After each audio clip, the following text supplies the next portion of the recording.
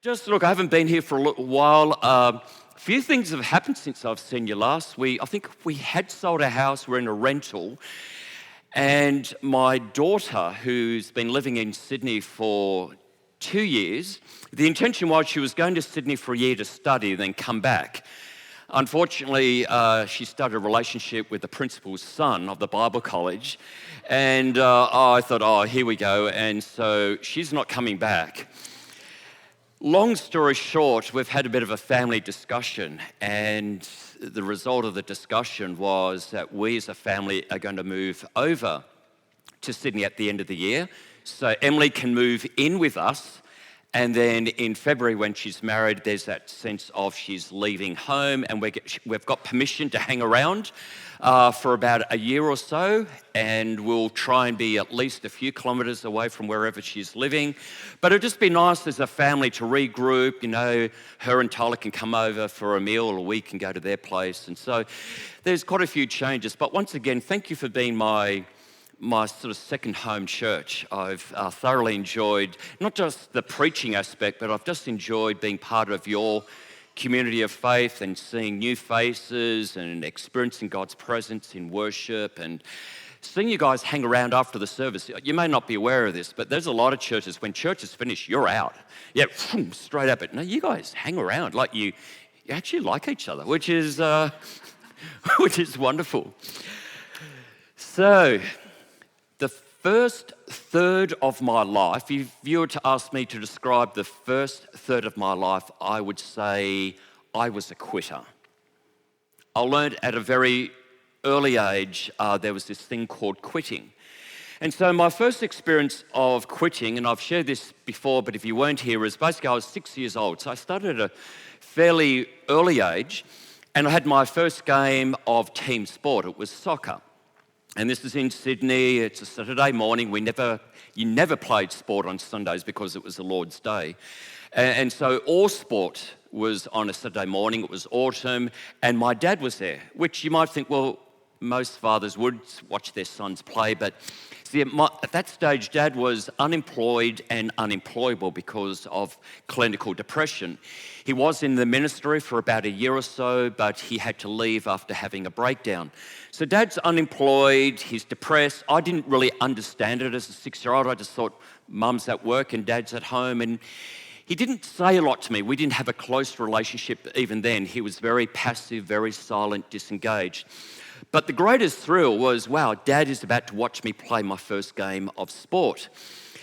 And as often the case, kids sport at the age of 5, 6, it's basically fun. There's no game plan tactics. The coach might say, look, you're in defense, you're in the middle, you're sort of in the forward. Hey, but if you kick a goal, or you try and kick a goal and it doesn't go in, it's okay. If you kick a home goal, it's all okay. It's just fun. So we're all chilled. But at the moment the whistle blew, the two teams became one team, and they're moving around, kicking to me. And in a moment, as a 6-year-old, I thought, whoa, I don't know what to do. And I had this fear of doing something wrong.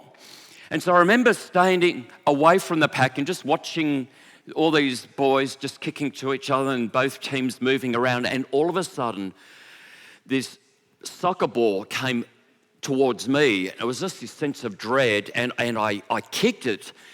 And I'm glad I connected, but the only problem is the ball went out of play. Now, in the mind of a 6-year-old, I never challenged my little thought of public humiliation. I thought I made an absolute fool of myself, let the team down. And it didn't hurt that one of the boys yelled out, why did you kick the ball out? But in a moment, I felt I don't belong, and I have made a fool of myself, as if I'm the only one in the history of soccer that has ever kicked the ball out. So all of a sudden, I remember the rest of the game was just terror. Please don't kick it to me. And I'm sure they thought, don't kick it to Rob. But anyhow, end of the game, and I'm walking home with Dad. No words of encouragement, no words of, hey, how did you go? How did you think you went? That was a great kick, yeah, but I kicked it out. Oh, but Rob, it's just a game, There was silence, disengagement. And the problem is, when you're a child of about 5 or 6 and you experience trauma, and your parents don't speak into that trauma, you create a narrative. And my narrative was, I'm a failure and I don't belong. And so to break the silence, I said to Dad, I quit. I threw in the towel. No challenge, no, hey, son, let's give it a few weeks. Now, you've got a good friend, Danny, right? And his name's Danny, and year younger, and he's from England. He plays soccer, because everyone from England plays soccer. There was no, hey, why don't we get Danny? And Dad's unemployed, so he's got all the time. After school, let's practice. I'm going to go and buy a soccer ball, because I didn't have one. And every afternoon, we're going to play, we're going to kick, we're going to bring your friends from school. It was no challenge. So I threw in the towel, said, I quit. And that was it. I didn't show up the following week. And for years and years and years, I never played team sport. I knew I was fast. I had some sporting ability. I loved sport. But I had already started a narrative about my life that I'm a failure, I'm not good enough, and I quit. And there was no process. And I thought, that was easy. Another 6 years go by and I'm part of the local Boys Brigade. Now, I don't know if you've ever seen the uniform of Boys Brigade, but if you can imagine, you're in Sydney, in a suburb similar to Kandula, Balga, sort of, that type of area, and you're walking through the main streets, because we didn't have a car, and I sometimes got a lift, but on this occasion, a number of occasions, I didn't get a lift. So you got the white sailor's cap with Boys Brigade, you got the navy blue uniform, the shorts and the long sleeve shirt with the little, badges. Walking socks, I don't know if they've ever actually been in fashion, but anyhow, you had blue walking socks and black school shoes. They were actually called Barter Scouts. They actually had a footprint of a lion. And so when you left footprints, you had line footprints. And then also there was a compass in the heel. This is before Get Smart. And so it was an amazing thing, but a little bit embarrassing walking through the main street of this blue-collar worker, low socio-economic area and saying, the guys, hello, sailor. I was like, yeah, that's the first time I heard that. Or whatever. But I love Boys Brigade. Learning to do knots, playing all sorts of sport, but it wasn't that competitive, and going on hikes and camping. And on one particular night, it was like free time, we're mucking around, and this boy, I don't know why, I don't think I provoked him, a year younger than me, started picking on me, and I sort of said something to him, and he got his big brother. Now, when you're 12 and a 13-year-old comes, now I'm in year 6, he's in high school. In Sydney, you're in high school in year 7. We're a little bit more advanced. And so you've got a high school kid saying, hey, what's the deal with picking on my brother? And it was like I said, I wasn't picking on your brother, and he pushed me down. And it was just a fight or flight type of thing set in. I'm either going to run away or I'm going to stick up for myself. So I'm on the ground, he's over me. It was just a reflex thing. I just kicked him right in the testicles. Now, he fell to the ground groaning, and I ran inside of the Doonside Baptist Church. And I managed to get a lift home. And then for a few days, I had the dread of going back to Boys Brigade, because this guy, I got him, and he's going to get me back. So what did I do? I talked to Mum and Dad about it, said, I'm quitting. I didn't tell them why, because I was embarrassed and ashamed. And I said, I quit. Now, for the first time, there was a mild challenge. Are you sure about this? It was like, yeah, the towel is down. And they said, well, why don't you write a letter to Mrs. Beetson? So don't even have to show up. Write a letter, we'll post it. So I wrote a letter, basically, dear Mrs. Beetson, thank you for being my captain in Boys Brigade. I'm writing to let you know that I'm no longer going. No explanation, and that was it. And I didn't have to show up. I've never met the guy since. And so once again, threw in the towel, and it was like, wow, I suddenly realized a lesson, and it's not a good lesson. The reason why a lot of people walk out, quit their job, leave church, leave a relationship, leave a marriage is, it's really quite easy. You just throw in the towel, you just leave. you just don't show up. You just maybe write a letter, and then today, I mean, it's even more interesting with relationships. I mean, there was a time, I'll just talk to the guys, there was a time if you thought the girl wasn't the right girl, you would actually go up to her and say, look, I think you're really nice and you're pretty, but can we just be friends? And okay, you'd have to deal with her crying and whatever, but it was a face-to-face thing. Today, what do? Text, you're dumped. And then you might even put it on social media just to let you know, oh, this girl's a cow, or whatever it might be. And it's just like, but no confrontation, no slap in the face, no tears. And so again, it's just, we live in a world where just don't show up, just quit, just leave. There's more to quitting than quitting. It's more than just throwing in the towel, leaving a church, leaving a team, leaving your job, throwing in the towel. And the problem with that is two things. Number one, quitting begets quitting. See, when you quit and you realize, wow, that was easy, and you don't have to confront whatever you had to confront, and you do it again and do it again, after a while, quitting has babies. They're called quitting. And so quitting begets quitting begets quitting. And after a while, you build a history of quitting. You begin to write a self-narrative. A self-narrative is the story you tell yourself about yourself. And so after a while, I realized I'm telling myself a narrative, not just I quit. No, I am a quitter. And that's a whole different ballgame, because that's about identity. So if Rob Mason is a quitter, well, that must mean that Rob Mason is a coward.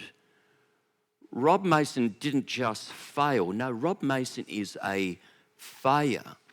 And so this whole thing of shame begins to be part of your narrative. You begin to write a shame narrative.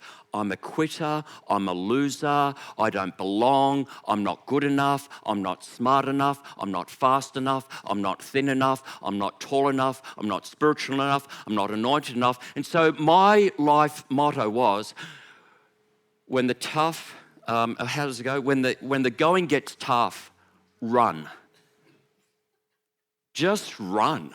Like, run, Forrest, run. It's like when things start coming your way, that's negative, that's threatening, the best thing to do is run. And that damages the soul. That you build this history of quitting. And see, what happened is my perception of life was it's unfair and it's dangerous. And so my highest values in life is safety, protection, and comfort. Don't take a risk. If it gets tough, leave, run, throw in the towel. Everything is about, I've got to be safe, I've got to look out for myself. I just didn't realize at the time, in those first nearly 20 years of my life, that there's an alternative to quitting. And that's called resilience. And so the question is, how do we build resilience? How do we deal with setbacks and rejection and betrayal? How do we deal with those curveballs that come in life? How do we deal with those negative thoughts that begin to race through our mind that I suck, I'm ugly, I'm fat, I'm a loser, whatever it is? And so one of the things I want to do this morning is to look at a person in the Bible that I think is quite relatable. They're relatable because they didn't have an easy life. And for a few minutes, we're going to look at the life of the Apostle Paul. Because here is a man that for part of his life, I don't think he was ever a quitter. He was a very disciplined person. He was a very religious person. And one thing about religion is you always have people who are in and people who are out. You're very clear on the in and the out. Paul, who used to be called Saul, was always in. He was this prodigy child. You could imagine from a very young age, the parents saw something in their son. They got the best mentor, and he began to memorize copious amounts of the Old Testament. There were probably times he could memorize Genesis, Exodus, Leviticus.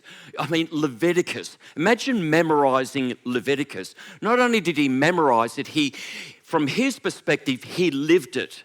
He was, a great accountant. He'd dot the I's, he'd cross the T's, and after a while, he'd realize, I am in, and I'm becoming the best of the best. If you ever watch Top Gun, he is Maverick, or the Iceman. He is the elite. And so he's living, yes, like all of Jews, living under the Roman Empire, yet there was this sense of he wasn't a threat to them. In fact, he would probably work in their favor of if there ever was a revolution beginning among the Jewish people, he would stamp them out. And of course, there was a little bit of a revolution, a little bit of a spot fire called the Jesus movement. There were people following Jesus. And so Saul's mission in life was to destroy the church. And a lot of you know in a book called Acts, which is the history of the first century church, there was this time that Saul was about to, he's on his way to a particular place called Damascus to totally destroy, separate families, put people in prison. He's already given permission. He's watched a person called Stephen persecuted. He's on his way to do his job as this first century terrorist, this fanatic, this Jew of Jews, this Hebrew of Hebrews, and he encounters the risen Jesus. He becomes a Christian. And it's from that moment onwards, his life got complicated. It was all very sanitized. It was all very clear. I'm in, they're out. I'm the best of the best. I'm eventually going to be part of the Jewish Supreme Court. That's his life mission. And it was all pretty neat and tidy. And then he became a Christian, and there was resistance. You could say initially the resistance was from believers. When Paul became a Christian and he wanted to sort of, connect with the church, it was like, we don't trust you. We think this is a very clever plot. And it wasn't, it was guys like Barnabas after a while realized, hey, he's the real deal. But imagine becoming a Christian and you want to go to the church and tell everyone, I know I was a horrible person, but my life, I have seen, I have heard the voice of the risen Christ. I have been baptized, I was blind, now I can see. It's like I've been stripped, legalism has just been stripped off me, and they're going, yeah, we just don't believe it. And then as you start reading the letters he starts to write to the church, once they realize he is the real deal, he had a lot of problems with the church. I don't know if you know this, but Christians can be really nasty sometimes. So one area of resistance was from church people. But then there was another type of church people, they were known as legalistic Jewish Christians. So Paul could understand that these guys like him were Jews and were into Judaism, but unlike Paul, when they became Christians, it was Jesus and Judaism. They believe that if you're a guy and you become a Christian and yet you're a Gentile, well, you've got to be a Jew before you become a Christian. You've got to be circumcised. I don't care if you're 35. You've got to have it done. And so Paul would write to them. He would have resistance from these guys. And it was just like, no, he was so passionate. It's like, no, it's all about Jesus. We are saved by grace alone, through faith alone, in Christ alone. It's not Jesus and legalism. It's Jesus. And so he had resistance from legalistic Jewish Christians. And then, of course, one of the greatest resistance was from his fellow Jews. Like, there was a time he was the top gun. Now he's Israel's most wanted. They hated Paul. And so there were times you read about in Acts chapter 14, he'd be in a place called Iconium. And because his life was in danger, he left. But then people from Antioch and Iconium tracked him down to a place called Lystra. And they took him out of town. They got a whole lot of rocks and started stoning him to death. They actually thought he was dead and they left him. So that means he would have looked like a little bit more of a graze or a bruise. That must mean he had open wounds all over his body. See, when you're stoned to death, there's no one guy with a boulder, let's just crush his skull. No, let's just do it slowly. Let's hear ribs break and let's hear the skull crack and whatever. And so as they've seen stoning before, and it's like, this guy is dead. Some time passed by and just shook off the sand and he could hardly walk. And in fact, if you were to track the journey of Paul during his missionary journeys, one scholar said it's like tracking a bleeding animal in the snow. Wherever Paul went, he left a trail of blood. He was hated, he was despised. Now, I don't know about you guys as pastors. I've never had the church, maybe they wanted to, but I've never had people throw rocks at me. I've had a few really horrible emails. I've had a couple of really nasty face-to-face conversations. There was a time, and I guess it's my only scar. I don't know if you notice, this tooth here is slightly brown. It's because it's dead, and it's got a cap on it. And that's because there was a time I got a phone call from a guy, a young adult I thought he was intoxicated. And on the phone, he said a few really horrible things, but he said, get to my house now. So I was wise enough to bring a youth pastor with me. So the two of us arrived at a house, and in a moment, my friend, his nose is broken by the guy. So he's on the ground groaning. And then this guy whacks me in the face, and I hit the ground. I realised I got a broken tooth. And I said, and all I've been trained to do in Churches of Christ is reflective listening. Like, so Mark, you're feeling a bit of rage. Do you want to talk about your relationship with your father? That's how I've been trained. This guy was demonized. You might go, how do you know? Well, because I asked the guy what happened. He said, stay there. Now, why I stay there, I didn't leave. I have no idea. But we're both, there's a guy, broken nose, broken tooth, and he comes in with a glass of urine. So he's weeding into this glass. He's cut his hand. His blood's going into the urine. He stirs it up, says, Rob, this is what happened. He drank it, and he said, Satan is king. I'm going, oh, Dr. Farmer, you did not prepare me for this. That is my only moment that I've been physically assaulted. Now, you might think that's pretty dramatic. Oh, you talk to Christians in places like China and communist countries. And I know a girl, I met a girl in India. She was 16 and she's covered in cigarette burns from her parents because she became a Christian.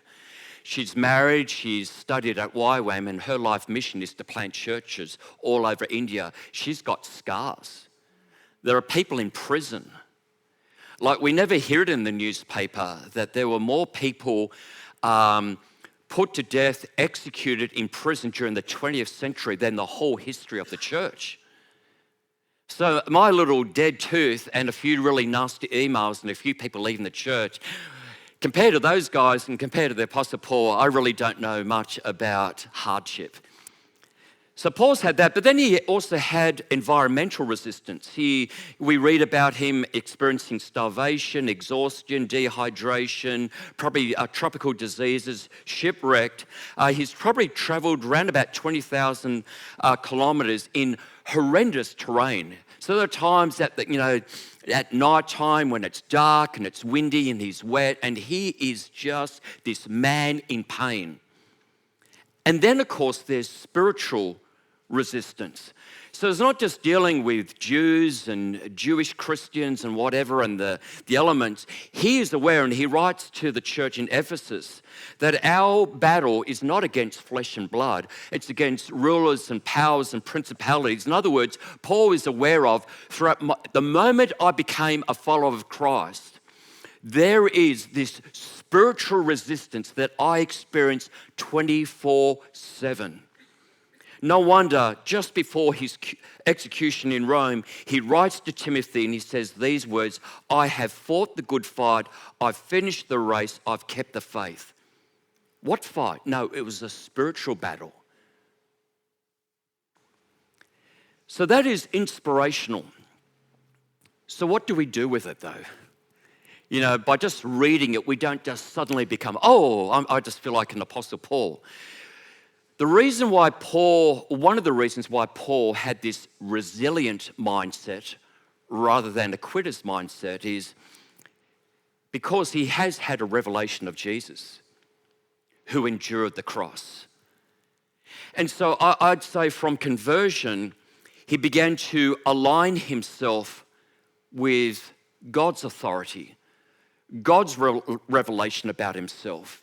And so for us, one way of building resilience is we start reading the scriptures, not just as history and anthropology and whatever. We start reading, this is what God says about you. This is who you are. This is what you can do. So going from a defeatist mindset where I'm hopeless, I can't cope, what if I fail, what will people think, it's too hard, it's too much, what's the point, whatever, we go to, so when I'm weak, then I'm strong. If God is for me, who can be against me? I'm more than a conqueror. I'm blessed with every spiritual blessing. I'm seated with Christ in heavenly places. I can do all things through Christ who strengthens me. So what we do is we reset our mind. Now, it's springtime, so a lot of you have reset your reticulation. So you know that your reticulation has been set to go on at 2 appointed times during the week at appointed times. So originally when you got your retic, you had to set it. Then in winter, you just turn it off. And then, springtime, you turn it on. It's all set. So what we do with our mind, we read scriptures, we read it, we personalize it. Rob is seated with Christ in heavenly places. Rob is blessed with every spiritual blessing. If God is for Rob, who can be against Rob? And day after day after day, you get the word in you. We reset, we reprogram our mind. It all begins in our thinking. As a person thinks, so they are. The trouble is, I used to think I'm hopeless, I'm a loser, I'm pathetic, I'm a quitter. But over time, in the last 2/3 of my life, I've been learning day by day by day, brick by brick, moment by moment. Rob, it was easy to throw in the towel. Here's another thing. Just keep showing up. Just keep showing up. When you get the emails from people in the church, you know what? Just show up again and preach again and show up again and meet people again. And yes, when someone says, I want to meet you, you think, oh no, not one of those meetings. Just show up. Just listen. Don't be defensive. Don't judge. Just keep showing up. I made a commitment to Karen. We will never give up out of discouragement. Now, there were many opportunities, but we just made a decision, I'm not giving up. So let me just finish with a story. So I've gone to Sydney to surprise my daughter because I know her boyfriend is going to propose. I know where and how, and so we've set it up that he's going to propose to Emily on a lake. He's going to take her to the favourite restaurant where some of their close friends are going to be. And so anyhow, we're hiding in the restaurant behind all of her friends. So the guys proposed, yes, amazing, have this little, it was quite pathetic, really. He's so romantic. So anyhow, they had this little rug and champagne. She doesn't drink. We had a little wow sip and whatever. Oh, can I FaceTime my parents? Oh, what? Before you do, let's go to our favourite restaurant to see your friends, and then we'll FaceTime them with all your friends. Okay. So in she goes to the restaurant. Oh, wrong. Look, yeah, they're all good. And then out of nowhere, I just stood up and went, congratulations. She dropped to the ground. She's crying. I'm crying. It was just wonderful. And so we've had a couple of days together, and the plan was, as a family, let's go to Bali. Wonderful. This is going to be incredible. So we're in Sydney. We're planning on where we might live. But the plan was, and this is incredible, I was going to go to Bali on my own for about 4 days. So I'm going to finish writing my book, Shame Off You. I'm going to surf. I don't have to worry about Karen and the kids waiting for me. Come on, you've been 2 hours. I'm going to surf. I'm going to read. I've got all these books to read. I'm going to write. It's going to be amazing. And now before the taxi arrived, and it's been years, I had a full-blown panic attack. I've been battling anxiety for over 10 years. I've been off medication for 8 months. And Karen says, you must be so excited. And I just freaked out. It's that I can't get on the plane. I can't be alone. And so basically I went and saw a GP. I got some tablets to take. You can't just go back on anti-anxiety medication. It takes a few weeks for it to kick on. But again, all of those messages, Rob, you're back, I'm back, those voices are back, this sense of shame. You fool, you can't even get on a plane on your own, go to Bali. Long story short, we stayed a couple of more days, so I had 2 days alone. I spent most of that time in the hotel room, absolutely petrified of leaving. The week after there, I did a whole weekend down in Busselton.